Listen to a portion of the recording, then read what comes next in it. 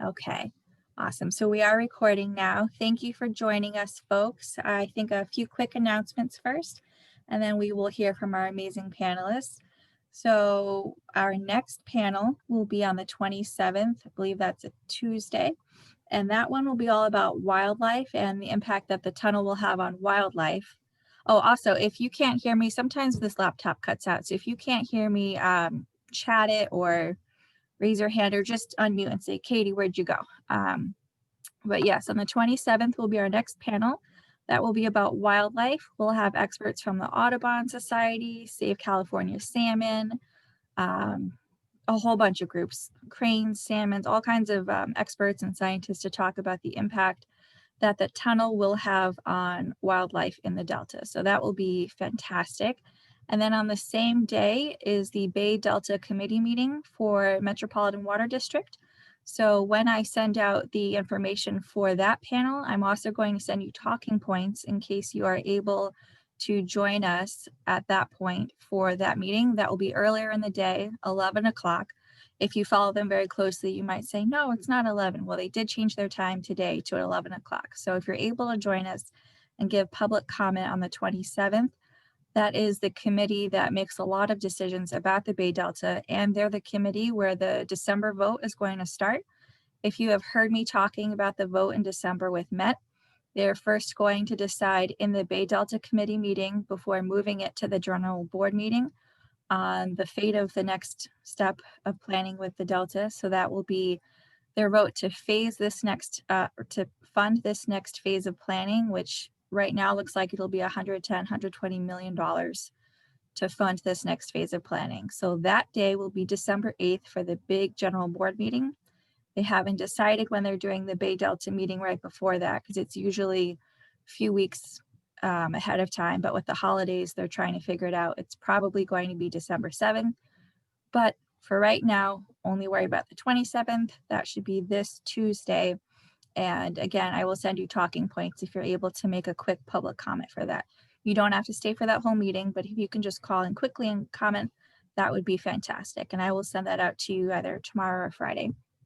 So I think that's it for announcements, although Save California Salmon has a bunch of amazing events all week, and there's still time to go to the ones on Thursday and Friday, and you'll see more about that in our Facebook group.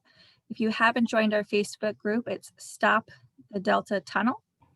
That's simple. Just find Stop the Delta Tunnel, and you'll see a lot of our announcements. We'll have a recording of this panel tomorrow, both on our website and our YouTube channel for Sierra Club, and then also in the Facebook group. And I'll probably send that out with the talking points and notes for this meeting in case you have to hop off early.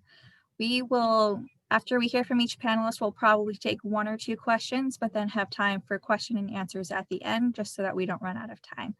So with that, I would like to tell you tonight we'll be hearing from the brilliant and amazing Barbara Barrigan-Parilla, Executive Director of Restore the Delta. Then we are going to hear, now I know your names, I'm just making sure I get the titles right. Then we're going to hear from Osha Meserve. She's a shareholder and attorney from Soluri Meserve. And then we'll hear from Anna Swenson, a community outreach coordinator at North Delta Cares. And then we'll have time to hear from all of them. So with that being said, I would like to now turn the attention to Barbara Barrigan-Perea, and she is going to share with us her slideshow. Here we go. And then Barbara, you can unmute yourself and then just tell me when you want me to hit the next slide. Okay, thank you, Barbara. All right. Hey, good evening, everyone. Thank you. Thank you, Katie, for including us. We're very, very grateful. We love working with Sierra Club. It's been a great partnership. And we're happy to be speaking with all of you tonight. We held a major town hall last night. Tim, who you just heard speak, was part of it with the rest of our staff, Mariah and Brian. And we'll have a video up for that later this week because there's a lot more in-depth information about climate change impacts to the Delta and some of the topics that I'm going to touch on a little bit more lightly. Our mission at Restore the Delta is to ensure the health of the San Francisco Bay Delta estuary and Delta communities. We've led the fight for the tunnel for years, and we continue with it, but we are also taking on areas that of immediate concern, because we actually think in many ways it's the best way to stop the tunnel. And because the tunnel fight, if it goes on, it could go on for quite some time.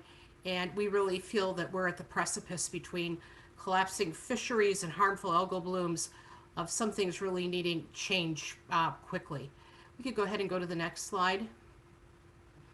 I just want to bring people up to date that there are a couple areas that we really have to be watching for that inform the tunnel, including the 12-8 action at the MWD board meeting. We're going to be putting the call out for people to really step up and oppose shenanigans in federal legislation during the lame duck Congress.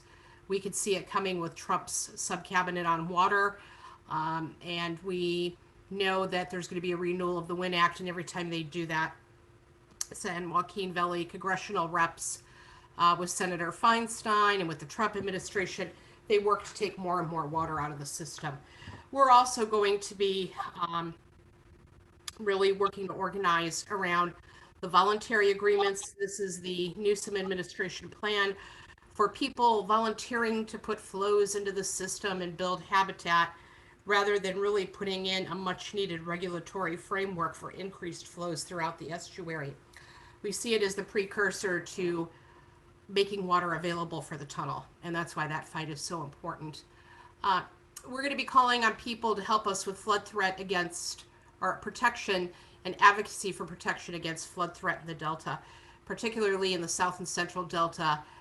The flood threat is extreme, impacting hundreds of thousands of people. Harmful algal blooms are a threat to California's water system all over in rivers, lakes, behind dams, in water supplies, but it's become a real threat to the Delta. And we think it's a threat to the entire state's water supply because of the Delta impacts. And of course, then there's the problems with the tunnel. Can we go to the next slide? I've already talked about the federal legislation. We can go to the next slide. This is an important photo, I think, for people, particularly in Southern California. They forget that the Sacramento-San Joaquin Delta connects into the San Francisco Bay. The reason why we are pushing so hard against the kind of voluntary agreement scheme that has been put together is because it will reduce freshwater flows from the Delta into the Bay, really having a negative impact on estuaries and freshwater supplies for people in the Delta. There's a theory put forward by the state and the big water districts that everything is about timing of flow. And that's really an incorrect assumption.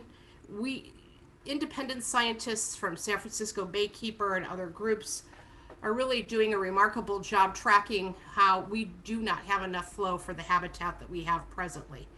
Do we believe there needs to be more tidal wetland between the Bay and the Delta? Yes, we're going to need it to offset sea level rise, but you're also going to need those freshwater levels in order to protect the estuary and keep the whole system healthy. Next slide, please. The flood threat in Stockton is serious. There was a wonderful op-ed that was placed in Maven's notebook. If people read that who follow water news, there's a link for it here. Maybe I could pull it out and put it in the chat when my good friends are presenting in a little bit. The op-ed was written by retired State Senator Mike Machado, who worked on SB 5 legislation, and Stockton Mayor Michael Tubbs. We are looking in South Stockton with sea level rise, storm surge, and inundation from storms at 7 feet of overtopping over existing levees in South Stockton, where there's a significant population, and in fact, the largest environmental justice population per percentage of people in California. It is the most vulnerable place in the Delta, and the Delta Tunnel doesn't solve that problem. In fact, we have a problem that the Central Valley Regional Flood Board has cut Stockton out of the flood plan. We always become in this area kind of the no man's land in the Delta. It's probably because we're split between 5 different counties. I think in many ways historically that was done deliberately to keep the area politically weak for water exports, for control of watersheds. So this is one reason why we're working on flood advocacy. But you hear time and time again from the state that they have to build the project because of changes from sea level rise, the earthquake threat, which is really greatly over exaggerated. And our answer back is the tunnel does nothing to protect the 4 million people that live in the 5 Delta counties. And we can't seem to get a cohesive plan really put together. We are seeing movement by the Delta Stewardship Council, where we're very happy with that, but we're a long way from where we need to be to actually meet the climate change threat head on. Next slide, please.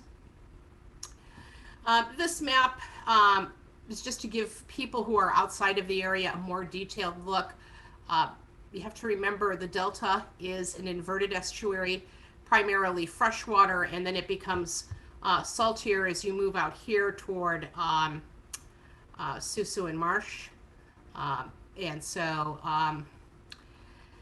gives you a geographical kind of idea. Over here by Stockton on the San Joaquin River, just kind of south of the red dot, is the extreme flood threat, because the significant flood increase is going to come on the San Joaquin River system because it will be lessened snowpack. And I think Tim said last night in his presentation about 30% more rainfall is what is anticipated. Okay, next slide. So we're suffering from visible, significant water quality impacts that can actually now be seen in the Delta. Toxic algal blooms, which impact fisheries, wildlife, are dangerous to small children, kill pets and animals. There's also operational impacts from construction of a tunnel. We have a problem with accumulating contaminants in the Delta, fish contamination, and overall degraded water quality.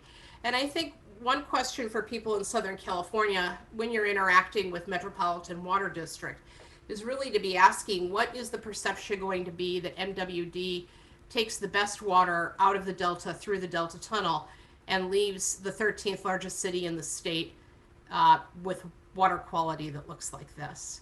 Next slide, please. Harmful algal blooms, and you can see this is very authentic on the ground work because of my big fat thumb right in the middle of that photo.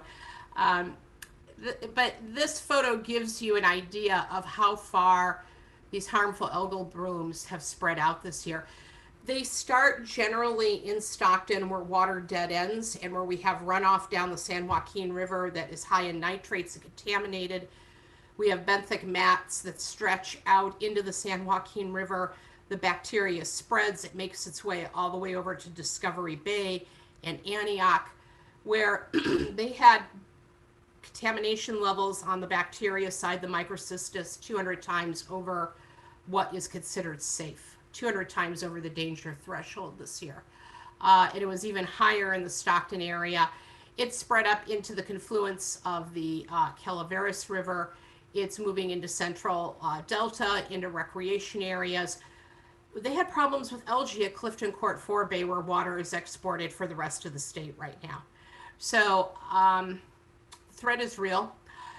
With reduced flow, either through the voluntary agreements, extreme pumping out of the Delta through the Trump water plan, and definitely through the Delta Tunnel, we see that HABs will worsen, because without cool freshwater flows, with climate change, we have hotter water, more pollution, still conditions, and sunlight. And that's what really feeds and creates these dangerous toxic waterways. Next slide, please. Osha's going to talk, I think, more in, I saw in her presentation, perhaps about the alignment of the Delta Tunnel. If we could go back one slide.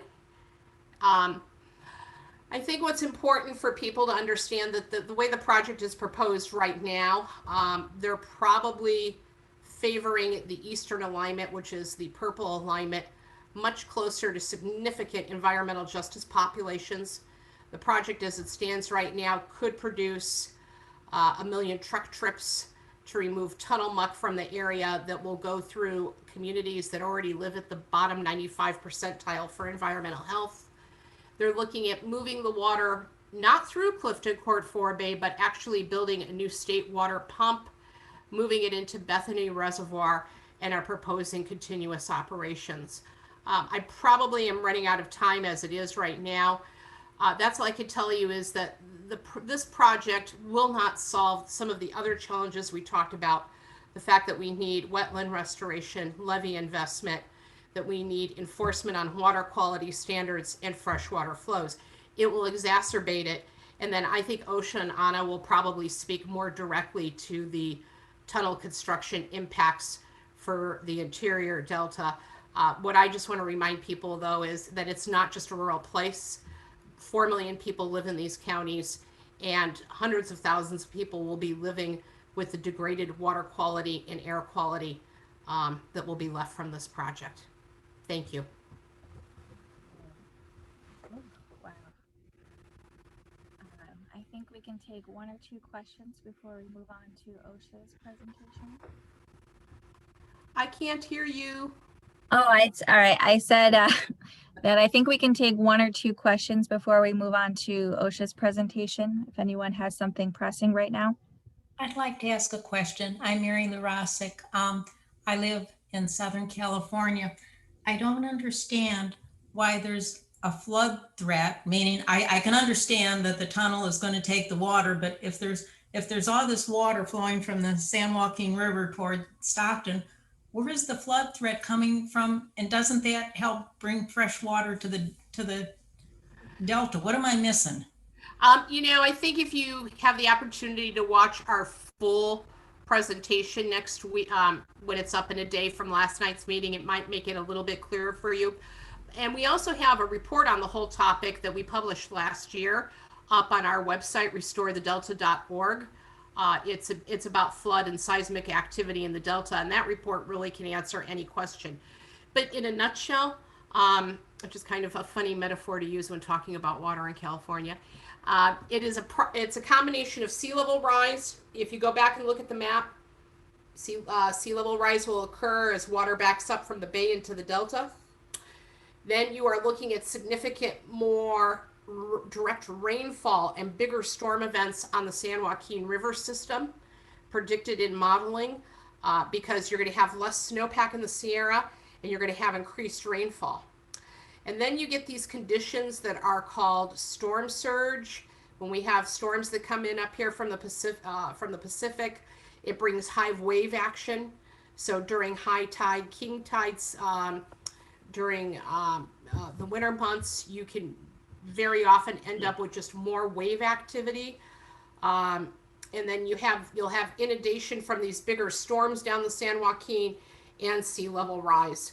So yeah, you're going to have some more fresh water. What I didn't get to talk about tonight is that taking fresh water out of the system and the climate change predictions, 17% less water being stored up in Orville, you are going to have longer and longer dry periods. So those harmful algal blooms are going to expand.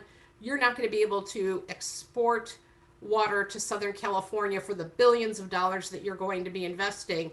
And then we're going to have to manage the system for flood, which will actually make operating the project more difficult with climate change. So it's a complicated system and a complicated scenario. I hope maybe some of the sources that I'm pointing to you can help. And if Katie wants, we could throw my email address up. I'm always happy to answer questions on email for you. And I'll send the recording out as well, for sure. Any other quick questions? We're ready to. Okay, and I will say I spoke to a board member from Met this afternoon about HABs. This is a person with a medical background. I won't say any more because you could probably figure it out, but this person had no idea that HABs are toxic and making people sick, and that the tunnel will essentially make people sick. That just kind of blew their mind. So I'm hoping it will impact them enough to vote against it. So it also causes air quality pollution. And that's going to be really kind of exacerbated in the area where we're looking at having the 1,000,000 truck trips with tunnel construction. So it's a recipe for air and water quality disaster. I moved out of the valley for that reason. The air quality was just too much for me. So thank you for tackling that issue head on. Appreciate it, Barbara. Thank you. Osha, I think we're going to switch over to yours now. I'm going to pull this up unless you wanted to. Oh, it's fine. Go ahead if you got it there. I was having a hard time figuring out how to do the full screen anyway. My name's Osha Meserve, and I'm an attorney in Sacramento. Whoops. Oh, that's not the right one. Better let me share it. Yeah. I've been working to stop some form of the tunnel for, I think, since 2008. So Barbara and I and Anna have all known each other a long time. And we're kind of in this next iteration of the tunnel project, but many things have stayed the same, and we still need the support of the environmental community in particular to work alongside the Delta communities and the agricultural folks and everybody to move on to some better solutions. So anyway, this is just a picture of, do you know how to do the slide view, or should I just keep going? I can, it's up to you. Okay, all right. Anyway, I just don't know which button it is. For you want the present button, should be right behind where our heads are. The slideshow button at the top next to the word animations above the font. A little to your right. A little more. One more. There we go. From the beginning? Yep. Okay. All right. Anyway, so this is the first one, but so what I just wanted to show, and Barbara showed this picture already of like the entire, delta, but I think the part that's important to keep in mind is we're draining 2/3 of the state. So that's why when Barbara's talking about flood risk, this small area of waterways within the delta, about 500,000 acres with the 4 million people, is receiving all this water. And sometimes it's a lot of water and sometimes it's a little. And so it's it's an important project to figure out how to manage this properly. Now, I was going to mention a little bit about agriculture, and there's main crops in the Delta are tomatoes, corn, alfalfa, grapes, a lot of good wines come out of the Delta, pasture, almonds, and safflower, and then a bunch of other stuff shown on this map. But there's really a wonderful variety of different crops coming out of the Delta. It's some of the most it's prime farmland. It's the largest contiguous swath of farmland in the state, and it's not subject to development pressures because most of the Delta is zoned to stay resident, to stay rural rather. And so you actually can't build a large housing development project in the Delta. And so that protects it from a farmland perspective, which is, very important for long-term in California. And although, there is productive farmland in the Delta, farming in the Delta takes a relatively small part of the overall water supply that is in the Delta.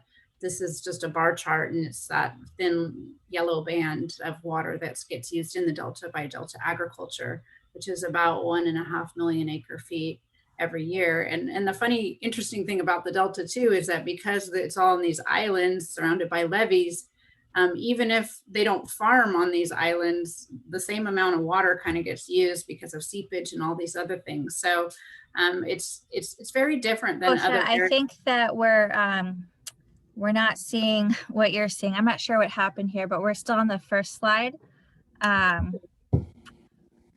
Sorry yeah, about you that. clicked. It looked like you clicked the right button. I don't know what happened there. Do you want me to try sharing?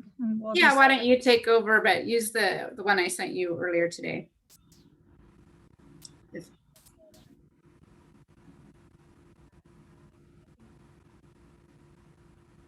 Or I could just talk.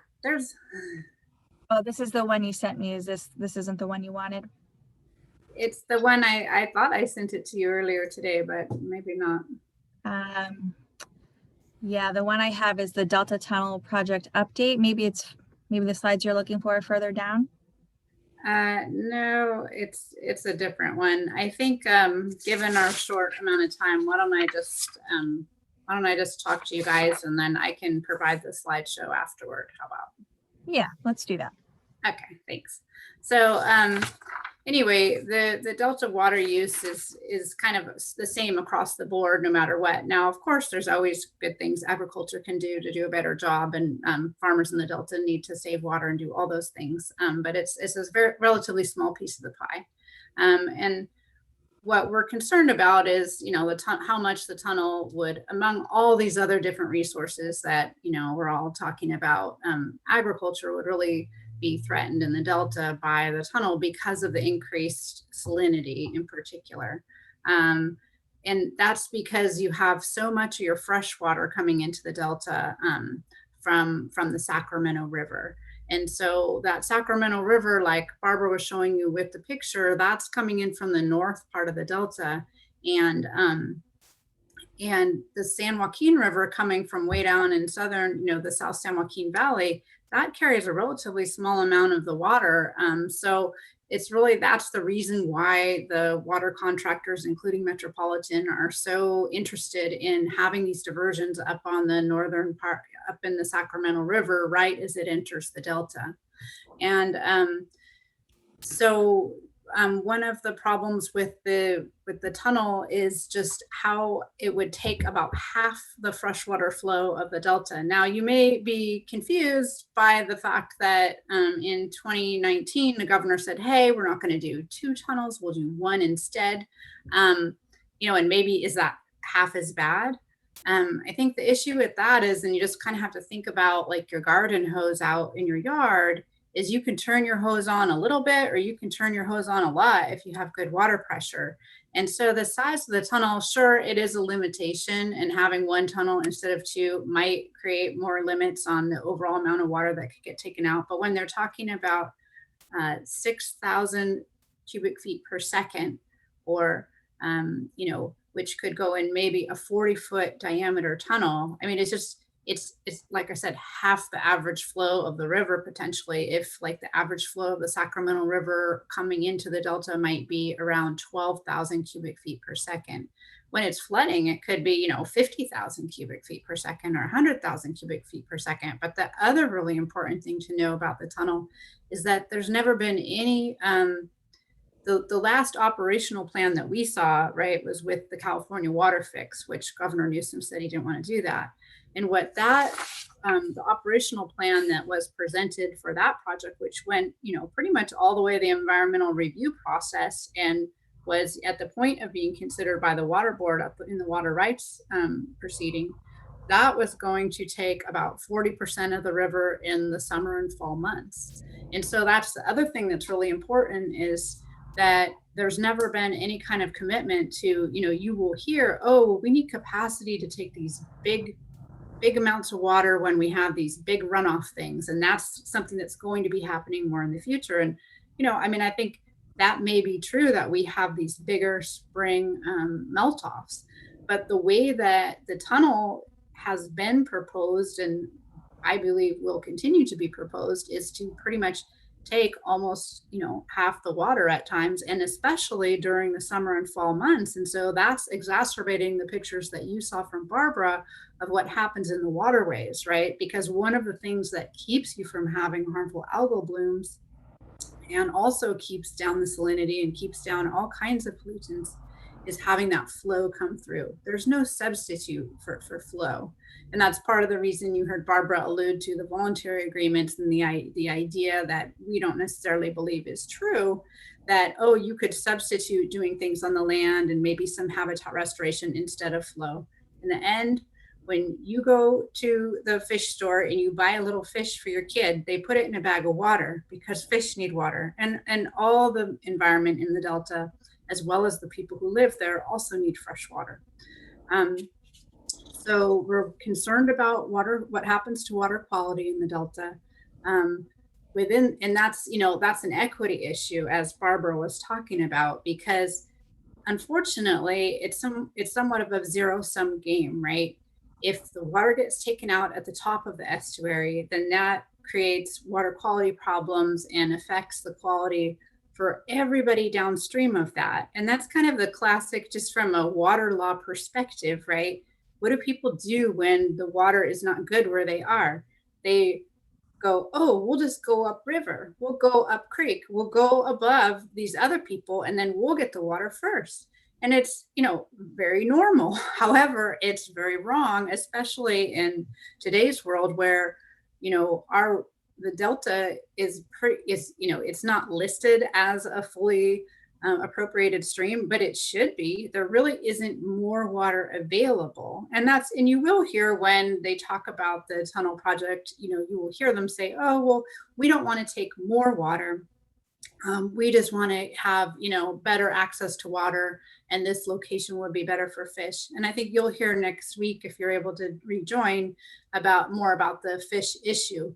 But, there's never, like I said, been a commitment to take the same amount of water. And of course, if you have two huge pumping systems, one up in the North Delta and one in the South Delta, which already exists and can be improved and is required to be improved and is existing investment of Metropolitan and all the other state water contractors, that's where, we are really pushing for, hey, let's make improvements to the infrastructure we have. Let's save our money and be thrifty.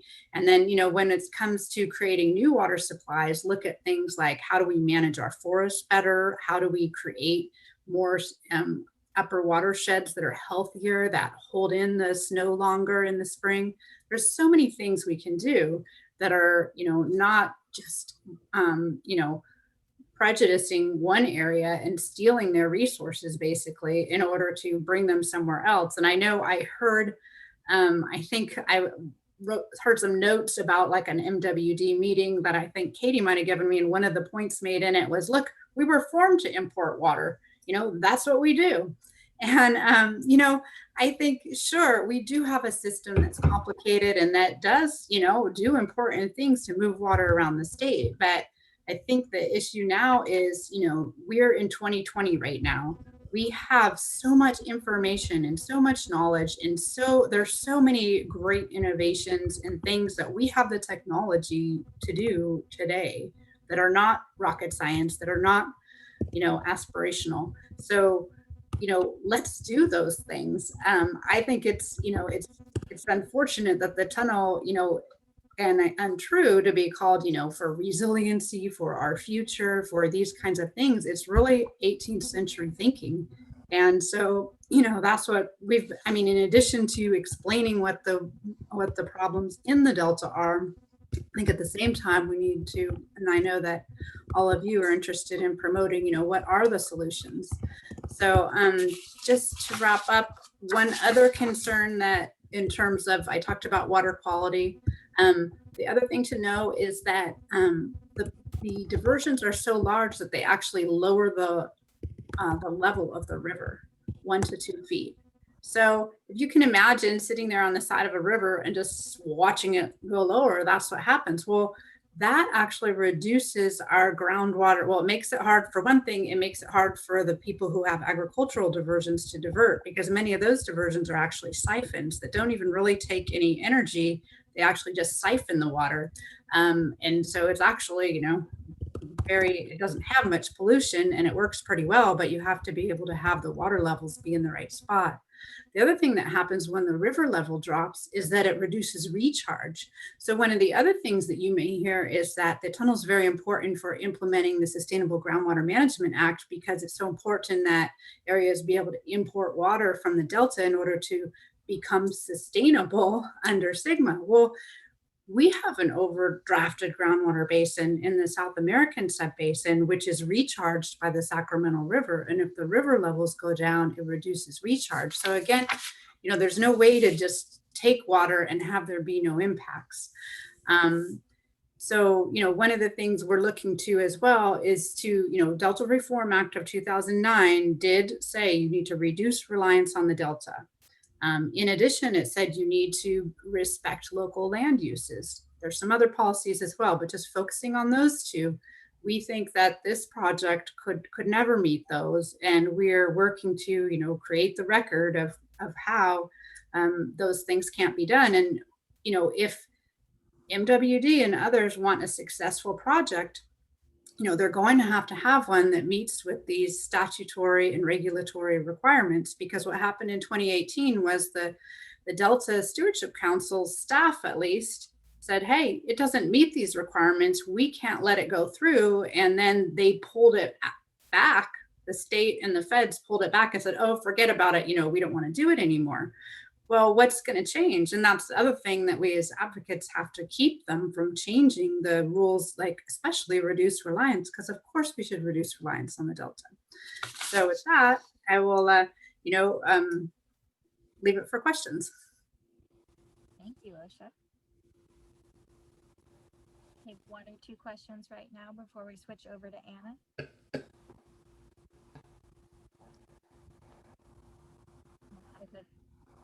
Sorry, Jenny, I said we can take 1 or 2 questions now before we switch over to Anna.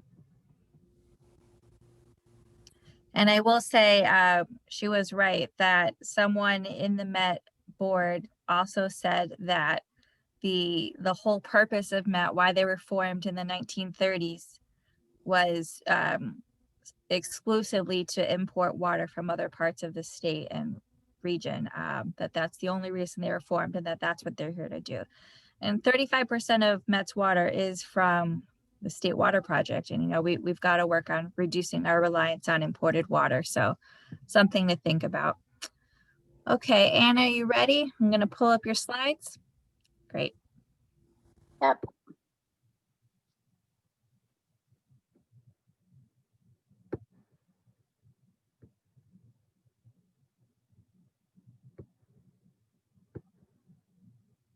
Okay, tell me when to go left or right. Okay, great. Thank you. So my name is Anna Swenson. I live here in Clarksburg, and Clarksburg is right near the bullseye of 2 of the intakes for the quote unquote new Delta plan. I also serve not only as a community member and a community outreach coordinator, but I'm on the Delta Conveyance Authority Stakeholder Engagement Committee, which is basically an opportunity to bang my head against the wall a lot and feel a lot of frustration about not being heard based upon the actual conditions that this tunnel project will create. So the tunnel project was called the Peripheral Canal, which everybody voted down, because the #1 question that I'm constantly asked is, when do I get to vote on this? Well, we did, and we said no, and then they changed the name, and we're still here. And then it was BDCP, and that went by the wayside, and Water Fix, and now we are at the Delta Conveyance, or the DCA. Next slide. So the biggest concerns about this project is the amount of land that is taken up by it, but also by the extremely long construction period. So they predict that over 13 years of construction are ahead of us. During that period of time, basically they expect us to get out of the way and allow them to build these intakes, and then hopefully some people can come back and resume farming. There's been conversations about them taking the first 14 inches of the topsoil of this amazing, beautiful, rich riverbed farmland and scraping the topsoil off the first 14 inches, applying the tunnel muck that has conditioners and chemicals that are protected by proprietary agreements, so nobody's allowed to know what's in them, and they'll apply that tunnel muck and then reapply the topsoil, and in 13 years the farmers can go back to farming. Well, you know, I have some experience with science, and I know that the soil is alive, and that's not a good plan. And so one thing I want you guys to think about is, where else in California can an organization like the Department of Water Resources, or the DCA, which is basically the Santa Clara Water District, or Metropolitan, be able to come into another area and just say, hey, we're here, we're taking this, you guys are be damned, because you would think that we would have learned lessons from Owens Valley. And what I like to say is, okay, Met, yeah, you are an exporter, but the ways and the days of Mulholland are over. And we learned a lot of really expensive lessons from Mulholland's principles and his ideology. And this is the year 2020, and we need to do better, and we need to have use better understanding of the environment and of communities and of people, because the need by the folks to the south of us are insatiable. And it doesn't really matter if we give them this amount, half the river flow through the tunnels, because it will never be enough. There's not an end game on their side as far as development or as far as even sustainability. They just keep raising the bar, and that's all on the backs of the Delta communities that have been here since the 1800s. So I totally disagree that their job is to export water. What their job is to create a sustainable relationship with the rest of the state and be able to manage their water supply and be able to provide the water for the folks that are important, but to also rein in some of it and say, we can't rely on the Delta the way that we thought we could when Mulholland was, leading the charge. And that now in this new age, we have to think of recycled water or desal plants or whatever it is. And one of the most frustrating parts of the process that I've had on the Stakeholder Engagement Committee is that there are lots of alternatives that have been brought forward, but they aren't even willing to consider them. They were summarily dismissed based upon criteria that they had developed back with the other plans that we talked about. And it's like, there's no one willing to put new, fresh eyes and say, okay, what could we do with desal? What can we do with recycled water? There's a recycled water project that's being developed south of the Elk Grove, right as the crow flies, 10 miles from us. And that's just to get people to use less groundwater to help protect the aquifer. And here we are, at basically the head of the watershed, and we're really trying hard to limit how much water we're using and how much we're depleting our aquifer. But then the folks to the south of us don't really have the same consideration. So it's a little bit frustrating. So as Barbara described, this is the two alignments. Neither one are good. Both of them take very rich farmland. Neither one of them, regardless of whether it's one tunnel or two tunnels, the impact by the intakes, which is the number of those, have not changed. The impacts to the communities, the impacts to the people, and the impacts to the farming here in the Delta is not lessened by anything because one tunnel versus two tunnel. It makes no difference to us. Next slide. It's also only $1 billion cheaper too. Yes, exactly. We're not even really saving money. So, okay. So, the intake, this is what we discussed. The intakes have the capacity to take half the river flow. The intakes are located. These are the three options. They're saying that they prefer 3 and 5.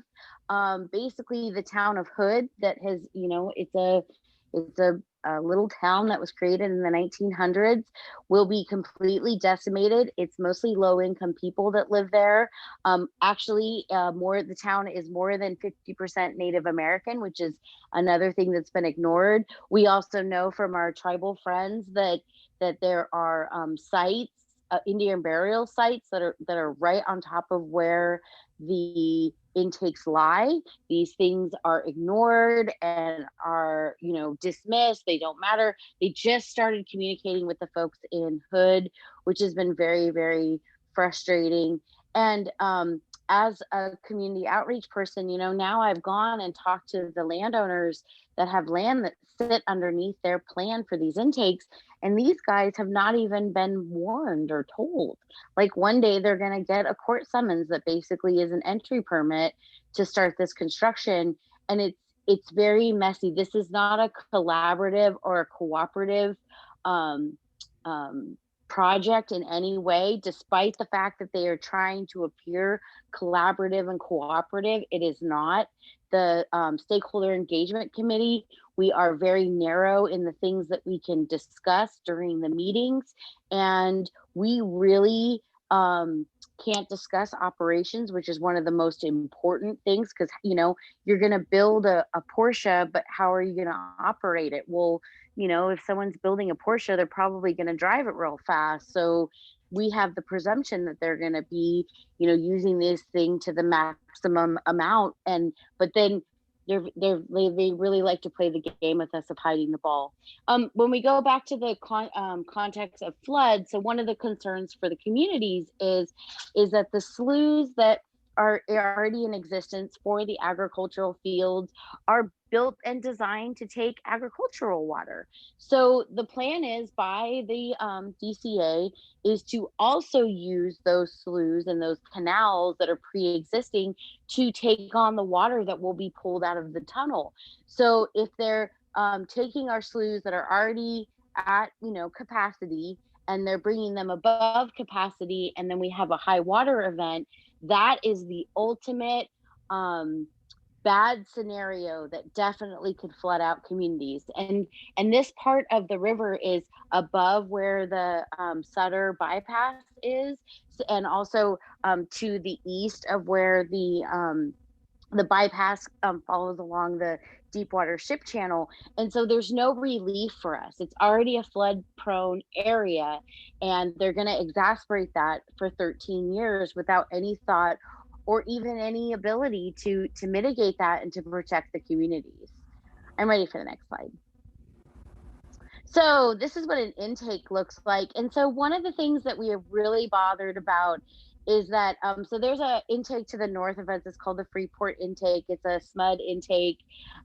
East Bay Mud Intake. And you know, it's pretty large. You go by a boat and it's a pretty sizable building that sits right on the river, protrudes the river a little bit. And then we learn that the intakes that they want to build are 10 times the size. So there are hundreds of acres that are taken up, hundreds and hundreds and hundreds of acres taken up during the construction of the intakes, but then hundreds of acres that will remain unproductive and unusable. And it's kind of a joke because in these meetings, they say, well, we'll turn it into a viewing area for tourists. Well, we don't really want a viewing area for tourists there. That's not the idea, right? And so there are lots and lots of really negative impacts to these intakes, including the fact that they will be 12 stories tall. They will sit on the river, and any properties that are across from them will have to have, with the levee road that sits across the river from them, that will have to become a setback levee. So there's not only going to be destruction and disruption on the eastern side, but also on the western side, directly across from where these intakes are. And because we've been through this process so many times, we know that that is a needed effect of having to build those intakes. And we're still at the phase with them where they say, oh, well, we don't know about that yet. But see, we already know because we've been through this process. I've been lucky to stand beside Barbara and Osha all of these years and really have learned a lot from them. And I know that that's a fact. And so it feels very disingenuous for them to present to us and to pretend like that's not going to be a mitigating factor when we all know, everybody in the room knows that that's going to happen. And we should be, if we're really going to be open and transparent about this process, let's be completely and open and transparent about what the destruction will be to these communities on both sides of the river. I'm ready for the next slide. Oh, there we go. 900 fish. And that was one of the things, 900 feet of fish screen, that each intake will be over 1,200 feet, long in size. It's acres and acres of land that will be taken out. So the cost summary, you can click again. So the tunnel cost is one of the things that really bothers me. You can click again. I have children, and my daughter will be in her near 40s when this thing is if it's constructed. And my daughter, if she remains, and my kids, if they remain in California, will pay for the tunnels for basically the rest of their lives through this bond. And it really bothers me because the impact of water rates across California, whether or not you're a beneficiary or not of this, is extremely unfair. I feel like disadvantaged communities are really going to get hit the hardest because, you know, in those instances, you raise a bill by $10 or $15, it really matters. But the biggest thing is we're saddling our kids, we're saddling the next generation with this disaster of a project that is poorly planned, that is being managed by the Department of Water Resources, who has proven that they do not have very great project management skills. If we look at Oroville was a complete disaster. Oroville is still a disaster. Oroville was completely unmaintained. They put the city of Oroville and the city of Chico under a flood threat for with 15 minutes notice. What's going to happen in the Delta? And so I have a really hard time seeing any sort of sales pitch that we could give to the future generations as to why they should pay for this thing. It just doesn't make sense. The data that we've had shows, if sea level rise was really going to do what they think it's going to do, it would go above and beyond this northern point. If that's really the excuse, then we should be, sticking their straw in farther north.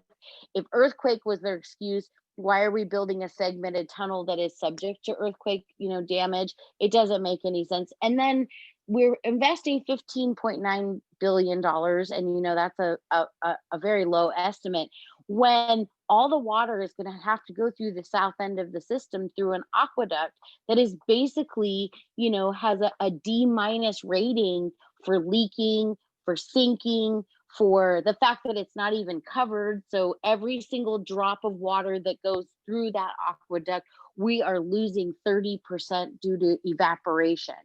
It seems to me that before we would try to invest in a Porsche at the top of the Delta, we would put some money and some investment into the aqueduct to at least ensure that the water that is going to roll through there in the next 13 years, that we're not going to lose 30% of it just off the top.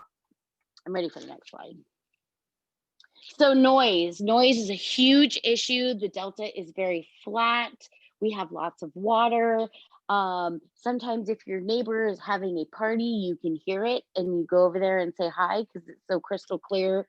And the idea of pile driving or vibration or the million truck trips is going to be a complete and total break in the peace and the serene and the whole reason why we live here.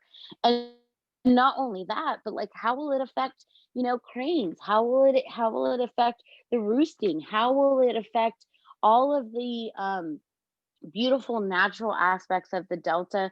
The noise is one of the biggest concerns because the noise estimates that they've done, they haven't actually done any real surveys in the Delta. These are all approximations and all guesses. But the Delta is the type of place where if you drop a pin in Walnut Grove, there's a high likelihood you'll hear it in Clarksburg. We have old school fire, like air raid alarms that for the local fire department. And on a clear crystal night, if you're outside, you can hear the one in Cortland. And that's, farther away than Hood. We also have learned that with the I-5 retrofit that they've done near the pocket, that there are folks in the North Delta that have actually been able to hear that pounding and that vibration and those pile drivings from I-5 North, which is, that site of that work is, 7-8 miles from us, not even as near as the crow flies to what we are doomed to experience. I'm ready for the next one. Holy truck trips. So Barbara and I were sitting in that meeting and they released this slide and they announced that they were going to have over, 500,000 truck trips in the North Delta and over 500,000 truck trips in the South Delta. And I thoroughly invite you to search YouTube. There's lots of video of what the Delta levees look like when you drive on them. They are a 2-lane road with a large steep drop on one side that is land, and a large steep drop off on the other side that is water. And so you think about, okay, a truck trip, so like what that's like, you know, a truck every minute or a truck every 2 minutes. What happens if someone needs to have an ambulance and needs medical or needs a fire truck? How are they going to get through all of these trucks that are, you know, rumbling along the road?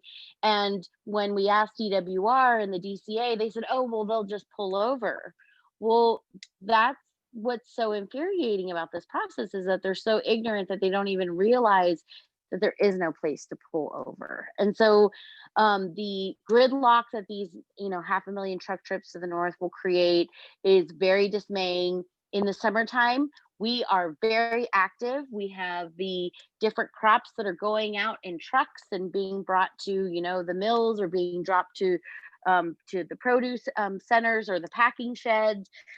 You should see what's called sack of tomato, because of all of the tomatoes that leave, you know, the Delta. The grapes come out and they have to be shipped off to the wineries and different places. And it's just very hard to imagine how that type of commerce will be able to continue if there's a truck on the road every 2 minutes. And what will our air quality look like? I mean, you know, trucks are gross. They're polluting. They you know, we have such beautiful clean air and clean water, and it just feels like it's an invasion of this, you know, process of being, you know, great polluters of both air, noise, water. You know, it's very dismaying. I'm ready for the next one.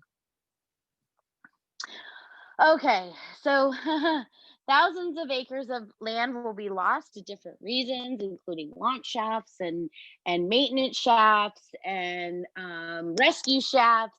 And so what are they going to do with all this stuff? So they have a nickname for it, and they actually joke that every time we talk about this subject that I get triggered. And I do get triggered because California Department of Water Resources and the DCA now call this stuff that they pull out of the tunnel recycled tunnel material, or RTM. And this is the stuff I mentioned. It's really, the composite of it is very unknown, and they have to mix it with this conditioner that is proprietary. So nobody's allowed to know what the chemical composition of it is. And so what are they going to do with all this stuff? Well, they're going to truck it out, and they're going to use conveyors, and they're going to use all kinds of things. And it's millions and millions and millions and millions. I think it's 300, can't remember what the actual, anyways, it's so many Olympic swimming pools you can't even imagine. So here's my good friend's property out here on Twin Cities Road, and his property, unbeknownst to him, has been designated to be a borrow pit. So his land that has been in his family for 5 generations, running cattle and growing different type of silage for cattle, and a really wonderful tax-paying, beautiful family out here in the South County Ag area. 133 of his acres will be buried in 26 feet of tunnel muck. And I just think it's so wrong in so many ways. One, to assume that they are going to either take this land through purchase, which he's not a willing seller. So then we're talking eminent domain. So his property that's been in his family for 5 generations, that contains 2 of his grandmother's houses that will be buried in this stuff, you know, is just up for the taking. And I want you guys to think about your own houses and your own communities, and how would you feel if a third party was coming in with this grand scheme but was taking away treasured memories and treasured multi-generational farming operations, you know, for the betterment of who? That's the question. Like, is it worth it? And in my opinion, since it's not actually going to create any new water, it's not. I mean, you know, what did this guy do besides his geographical location to deserve this? Next. Okay, so the tunnel, so the Delta, when I moved here, a lot of the older farmers said, shh, Anna, don't tell them where we are.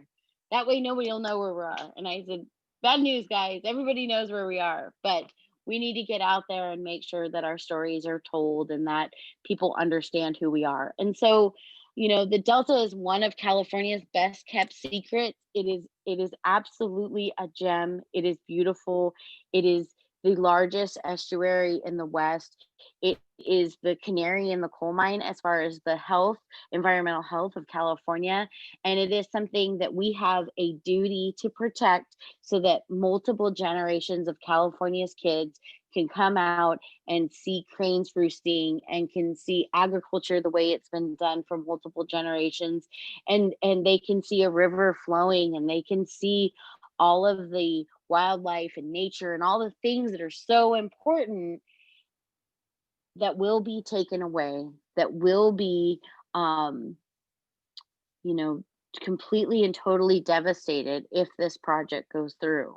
And no amount of visitor centers or anything like that they want to try to leave behind as the tail end of this will ever fix the destruction that will happen as a result of this project, not even speaking to the financial burden that we're going to leave on our kids. And I just really want to emphasize that, like, we have to be smart about what we leave behind for our children. And is our legacy going to be beautiful natural estuaries, or is it going to be a 15.9 billion plus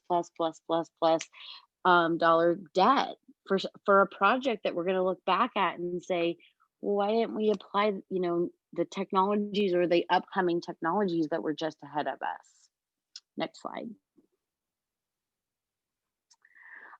So here's my hope. In the end, here's my hope.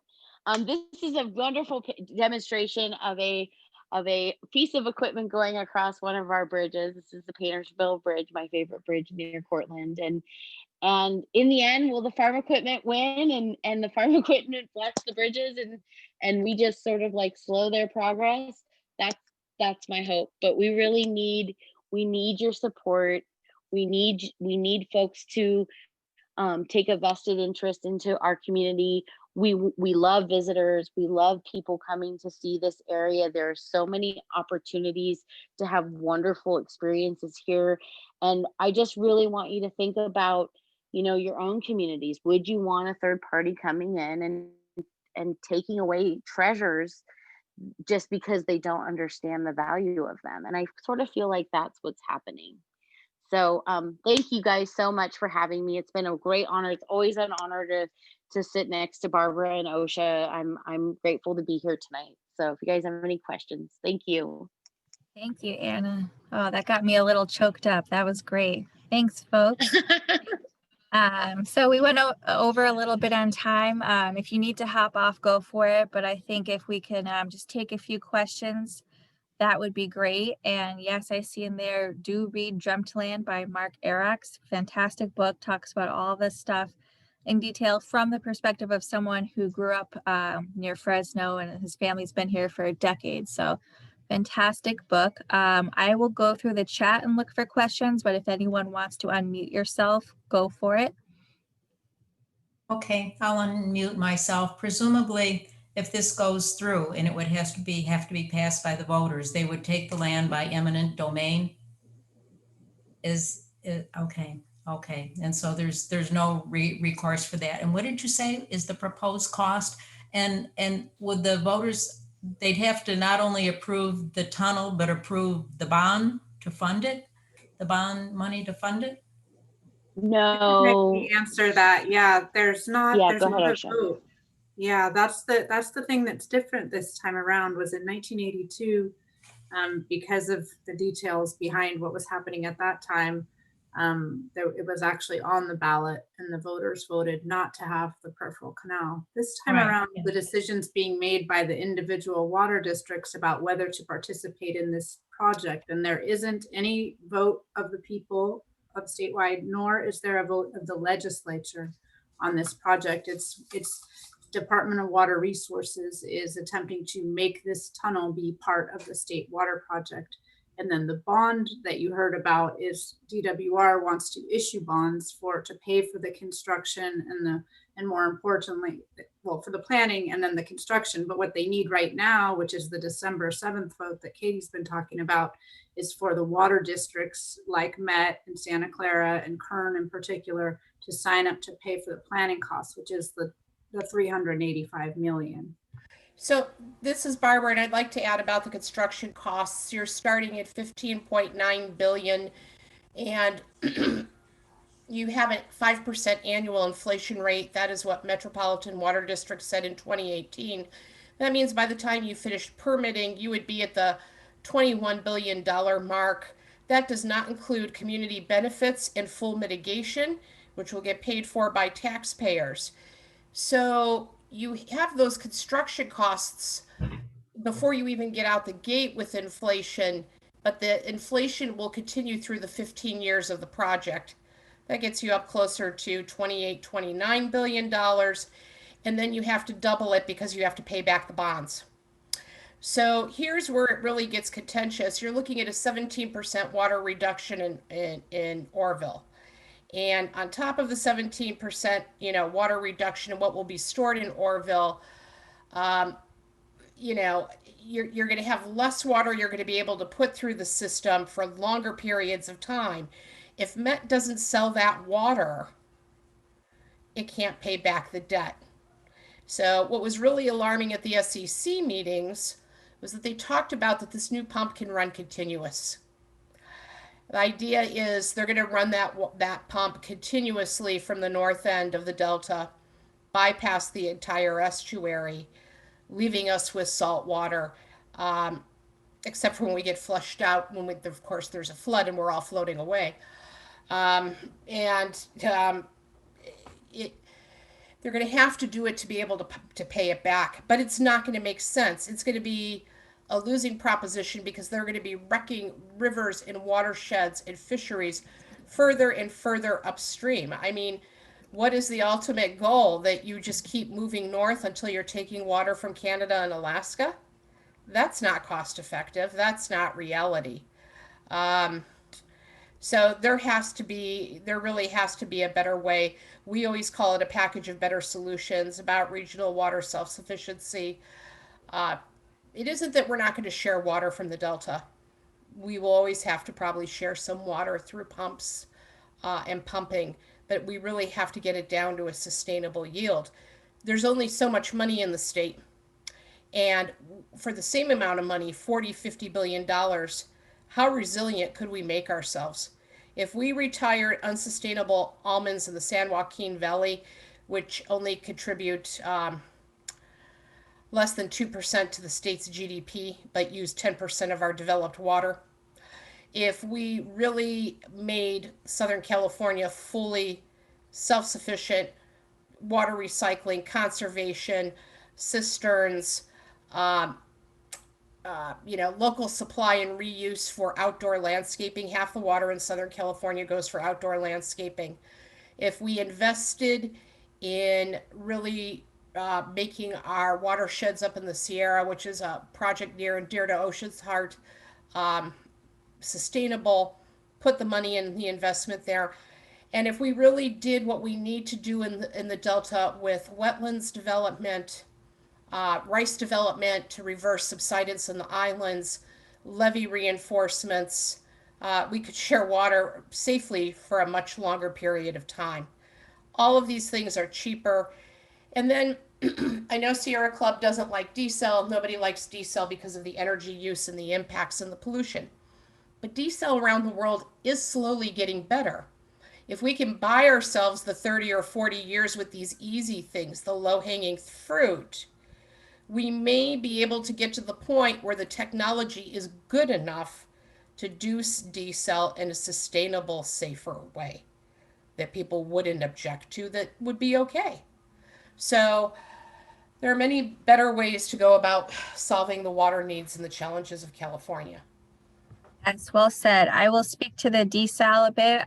Sierra Club is fine with brackish water desal. It's the ocean desalination that we don't like, but Especially with saltwater intrusion, I think that in protecting wetlands inland, that's certainly, a lot of times it does make sense. I think I also wanted to mention, someone said about the $385 million and the state water contractors. So that money is the cost of this next phase of planning for the total of 4 years. Right now, they are looking for about half of that. And then Met's share, 65% of that would be 237 million for the 4 years. But right now they're not looking for the whole 385. So right now it'll probably come out to 110, 120 million for Met, depending on what the other state water contractors decide. So Met will be, it sounds like Met will be the last state water contractor to vote on December 8th. They're looking at the smaller ones first.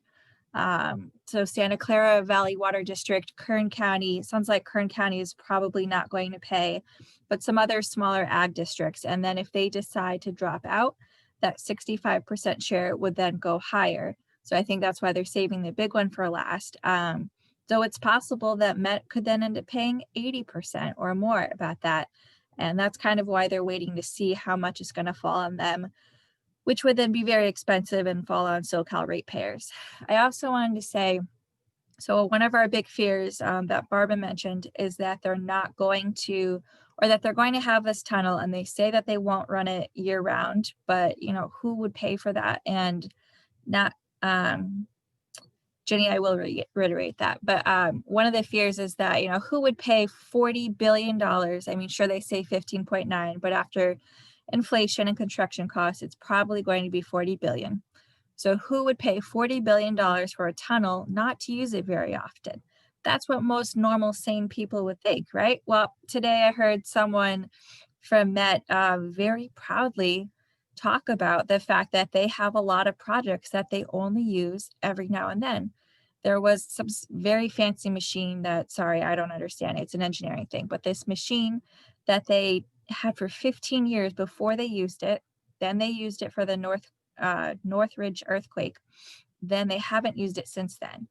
And, that might make sense science-wise. I don't know all the technical details, but it's expensive. I know as a ratepayer, that's expensive. And then there's parts of the Diamond Valley Lake and their intake and those flows that they don't use year-round. That I think they said they use that during a drought, they'll use it about 6 months straight to get water for a dry year, but then wet years, they might not use it at all. So, that is something to think about, that, okay, sure, on the one hand, maybe they're not going to be constantly draining the region, but $40 billion for something that they might not even use in this economic downturn. And in the same discussion, they were talking about how Southern California's homelessness population has gotten really bad the last few years, to the point where they have had to increase their budget to pay for more security, because a lot of homeless people are camping out on their treatment plants, because that's generally a place where there aren't a lot of people around, so they feel safer camping out there. And then people are using their utilities. They'll find an outlet and charge their cell phones, things like that. And it's at the point where Met has to spend a little more on security because they have so many unhoused people living there. So, if that's the climate that we have and they're fully aware of that, is this the climate where we should be spending $40 billion on something that we may not use? To reiterate that schedule for Met, I will email all of that out to you as well with the talking points. So again, I will email the recording of this, the link to the recording of this, then the contact information for our amazing speakers tonight, and then the public comment the talking points for the meeting on the 27th. If you're able to call in quickly and just say something. If you're not, you can also email points as well. And then I'll give you another update on what the schedule is. But again, the big date that you need to know for Met is December 8th. It's obviously more impactful if you live in Met service area, but I also feel that everyone is going to be impacted by this decision. So when it comes to that subject, I think it's fair for folks all over the state to say something about this topic, because it affects your life, right?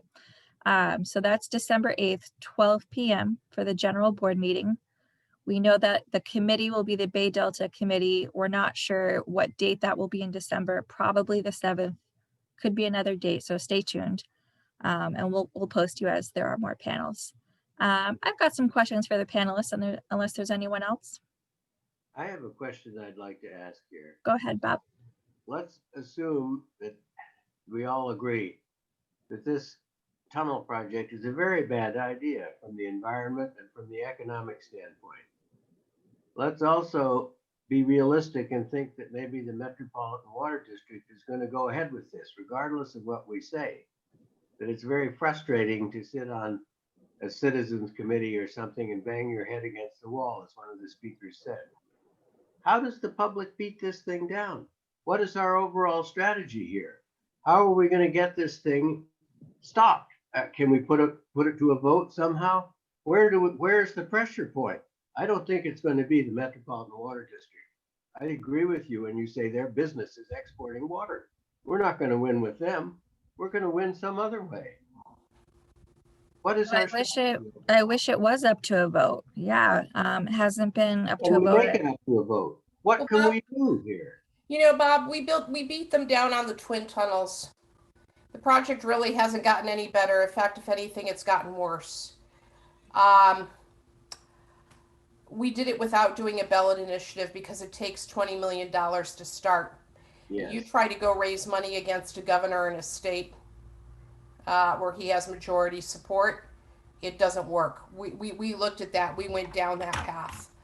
I think it's really what we're doing and what you're doing tonight. It is a grassroots, hand-to-mouth effort. It's about going to the State Water Resources Control Board. It's about demanding something different from your water districts. It's about writing letters to the editor. It's about people in Southern California organizing and making appointments with the LA Times editorial board because they get sick of hearing from the Delta. It is about writing letters to the governor. It's about decentralizing it and people really pushing for better local control and better water planning that is going to suit us with a future climate. It's about people that are on this meeting bringing 5 people to the next meeting who are half their age and who don't look like them. Yes, and I will say, don't lose hope. We have had a few little wins lately. Mayor Eric Garcetti, he said yesterday, in fact, he sent a letter to the Met board saying he doesn't like the tunnel and he hopes that Chair Gloria Gray, who he supported in her chair election last week, he supported her. And then now that she's in, he said, you know, I don't support this tunnel and I hope that we're going to keep talking about it and supporting local resource programs. So that's huge. That's a big deal that someone with that kind of sway has said something about this. Jeff Keitlinger, the general manager of Met himself, said this morning that we are now 15 years into the permitting process for this and maybe another 5 years left in the fighting. And it kind of sounded like that doesn't sound like a good sign to him, and that he even conceded that, you know, maybe this isn't the right project, but no one else has put forth a huge project that would counter it, which I don't agree that we need some huge project, but I think that I think we are chipping away at the right people. And then he's going to retire in a few months, and we've already started the process of replacing him sometime coming up soon, probably before November. We don't have any dates yet, but there will be public outreach meetings about who or what qualifications we're looking for in the next general manager. That is absolutely our time to flood those meetings, take their surveys, send the comments, and say, hey, we need someone who values water sustainability, ideally someone who's opposed to the Delta Tunnel. That will help, because if that person's going to be in there another 15 years like he was, then that's absolutely a way to chip in at this. And then they also have their what's called an integrated resources plan. It's like a long-term 25-year plan for how they want to just take the whole direction. And they're taking a new approach right now with instead of just saying, oh, you know, water's going to get worse, what do we do?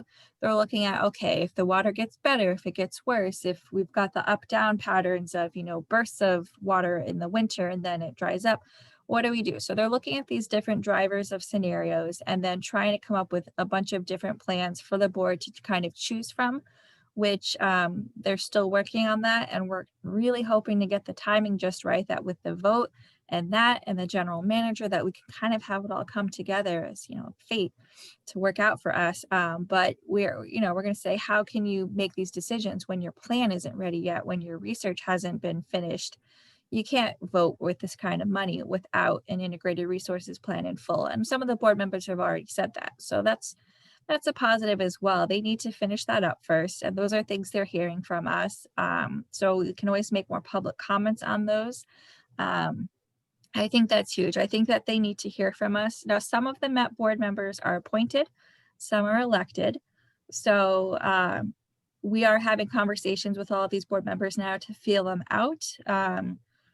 Should things not go our way on that vote, we will have some conversations, especially with those electeds or with the appointed, with the person who appointed them.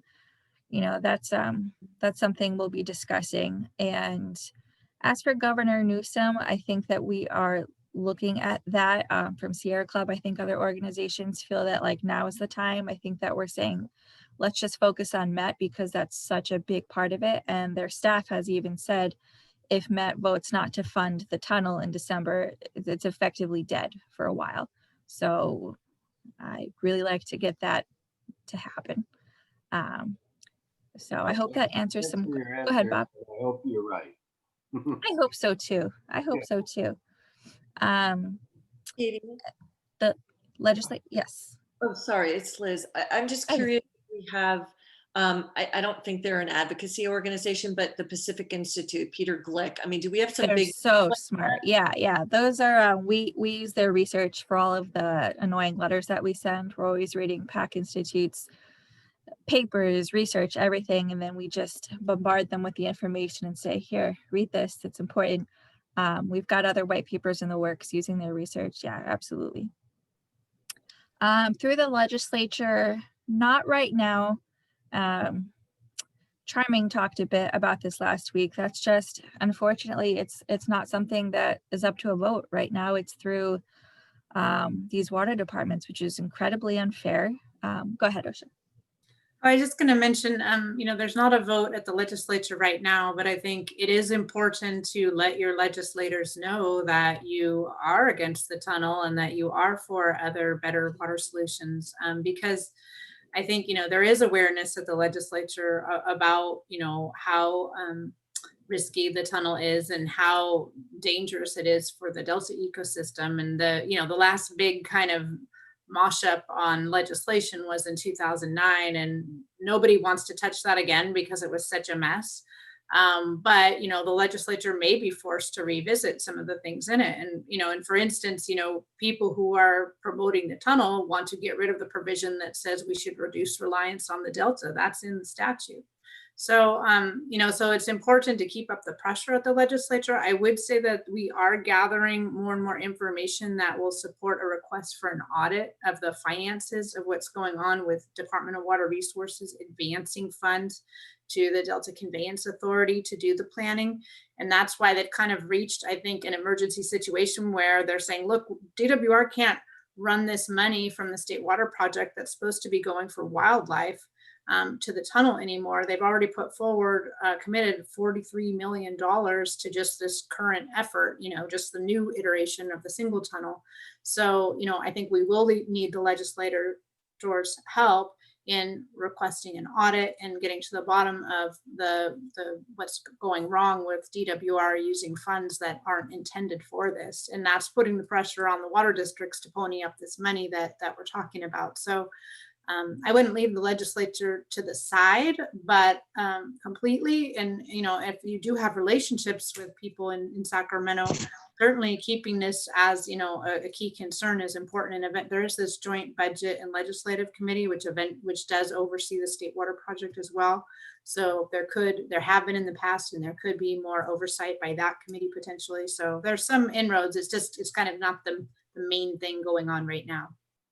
Osha and Deirdre, it seems to me that what you mentioned, Osha, I think Deirdre Desjardins had also mentioned And it seemed to me that there's some litigation possibility there. If it's really an illegal money grab, I might be mentioning that to the state resource group that I'm on and the Sierra Club. I sent, Katie knows how to reach me. I'm David Zielinski. And I'm interested in this from a potential litigation point of view. If they're illegally grabbing money that they shouldn't have, I think that's interesting to me. Thank you. Thanks, David. Yeah, there are lawyers working on some piece of this. I don't think I know enough details on what exactly they're doing, but I can look into that for you.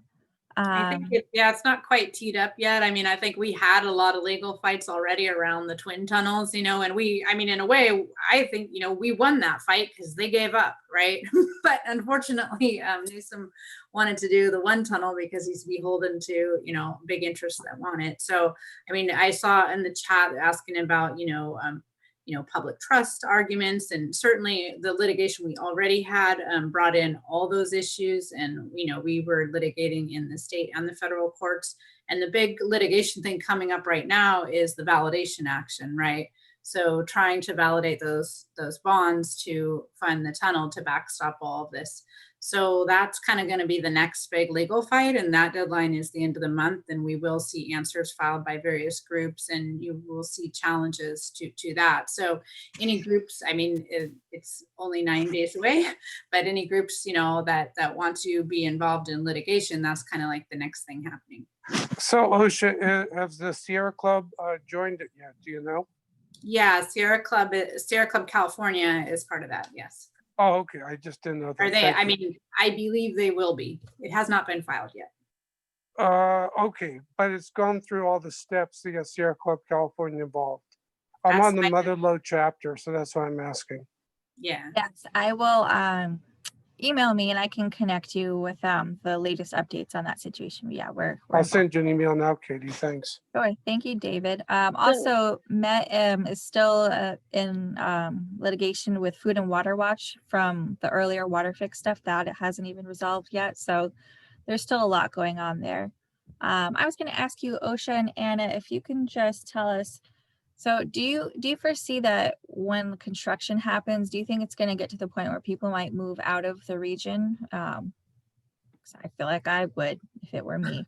I think if it would happen, which, you know, we reject completely, right? We're a long ways away from that. But yeah, I think there would be a concern that would be totally unlivable during the more than a decade of construction, and then also just the degraded environment, both visually and physically, that would occur when you basically turn a bucolic farming area.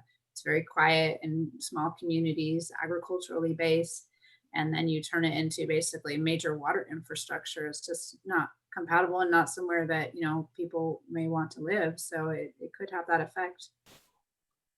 I would think. Yeah, I completely agree with Osha. And, you know, one of the saddest things I think is that the Delta has finally gained this status as being a national heritage area.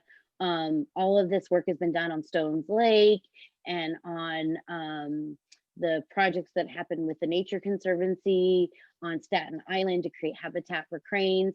All of these measures that have taken so much time and so much effort by the Delta Protection Commission and by different organizations, including the Recycled Water Project in South County, will all be negatively impacted by this project.